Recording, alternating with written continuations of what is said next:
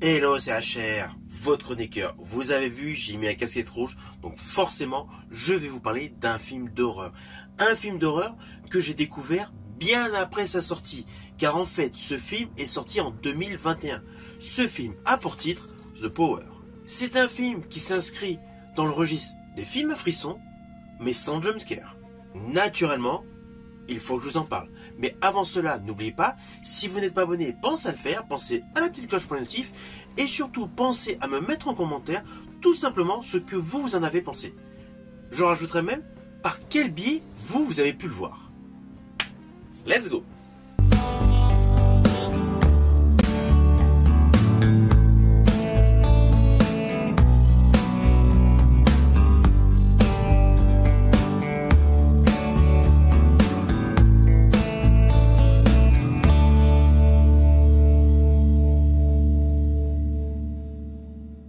Alors tout d'abord, fiche technique de ce film.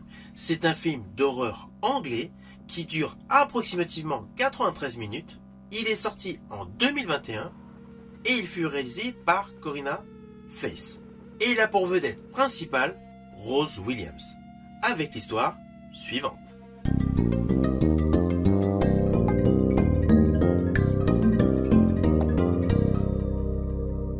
Alors naturellement, je vais vous faire le synopsis de base de ce film de manière simplifiée. Nous sommes en 1974, à Londres, dans un hôpital vétuste. Et nous découvrons un personnage interprété par Rose Williams, c'est-à-dire Val, une jeune infirmière, qui débute tout simplement son métier.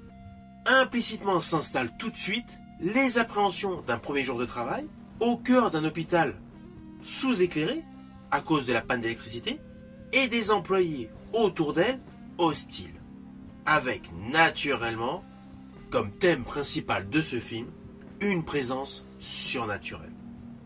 À cela s'ajoutent également des choses néfastes, de véritables horreurs qui ne sont pas du tout paranormales. Alors ne vous inquiétez pas, je n'irai pas plus loin, car in fine l'histoire est extrêmement simpliste. Le film joue essentiellement sur les peurs, l'appréhension du paranormal. Alors comme je vous ai dit en préambule, ne vous attendez pas à des screamers, à des jumpscares. Ce film d'horreur est totalement intimiste. L'ambiance et l'atmosphère, utilisant le blackout de 1974, accentuent, accroît nos peurs, nos névroses.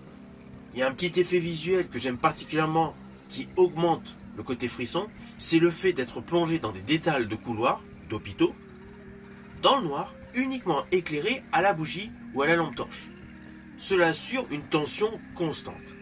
Ainsi, toute la mise en scène et la réalisation de ce film joue essentiellement sur le décor principal, l'hôpital paraissant abandonné totalement dans les ténèbres.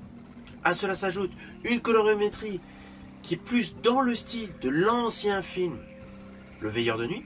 La qualité photo, les plans séquences, les scènes sont vraiment dans le même registre que ce film Le Veilleur de nuit, avec ici et là des petits éléments pour vous faire peur, qui fonctionnent, mais sans obligatoirement jouer sur des effets spéciaux de haute qualité. On est vraiment dans une paranoïa, dans une peur, qui se distille durant tout le film, mais qui est perceptible par la perception, le ressenti des différentes infirmières. Je pense principalement à une scène où là, effectivement, il y a des effets spéciaux dignes de tous les films d'exorcisme, avec des articulations, des manipulations, mais il y a des zooms sur le visage des deux infirmières qui sont en face de cette personne qui se déboîte totalement, qui nous permettent réellement une immersion dans cette séquence horrifique.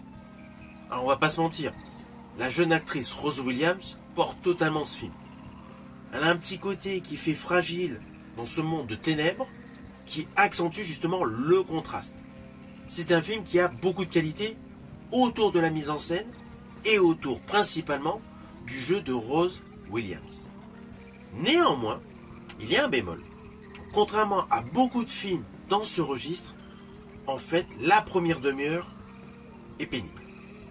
On va pas se mentir. Le film met énormément de temps à démarrer. Alors oui, on nous présente les personnages, il y a des détails comme un monsieur qui a un attouchement là, avec l'héroïne dans un ascenseur, honnêtement, voilà. Ça n'apporte rien. Voilà. Il y a pas mal de petits détails en début de film qui ne servent à rien, qui rajoutent uniquement du temps à l'histoire.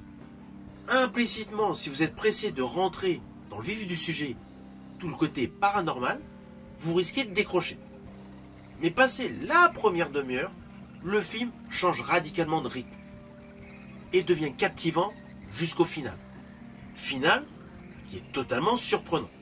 Ceci dit, ce film d'horreur a un côté radicalement différent de tous les autres. Je considère ce film davantage comme une œuvre atmosphérique. Et en fait, si vous êtes bien concentré dans l'histoire, vous allez avoir le ressenti que j'ai eu. Enfin, je pense. C'est qu'en fait, sous couvert de paranormal, il y a un côté très métaphorique sur les expériences médicales. Tout ce côté politique sur la gestion d'expériences est parfaitement mélangé avec le côté surnaturel, paranormal. Alors c'est clair, ce n'est pas un film à revoir. Il y a des films d'horreur, on prend plaisir à les revoir plusieurs fois, même si on les connaît par cœur. Celui-ci, honnêtement, une seule fois suffit. Mais c'est un film qui vaut le détour. Mais je tiens bien à vous repréciser, ne vous attendez pas à un film spectaculaire. Il y a une scène qui l'est, mais tout le reste du film, non. On joue essentiellement sur la balance des lumières, les contrastes, les expressions des différents protagonistes qui ressentent la peur, et surtout le jeu d'actrice de Rose Williams, qui est selon moi l'atout principal de ce film.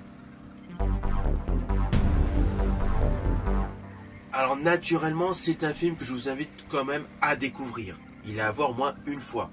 Il est disponible actuellement sur Paramount+, ou Prime Video, mais vous pouvez également le regarder par le biais de supports physiques via DVD ou Blu-ray comme moi. Alors désolé si pendant toute la vidéo ma voix était un petit peu bizarre, vous avez dû vous en rendre compte, je suis légèrement malade. Donc je parle un peu du nez, donc désolé pour le petit dérangement.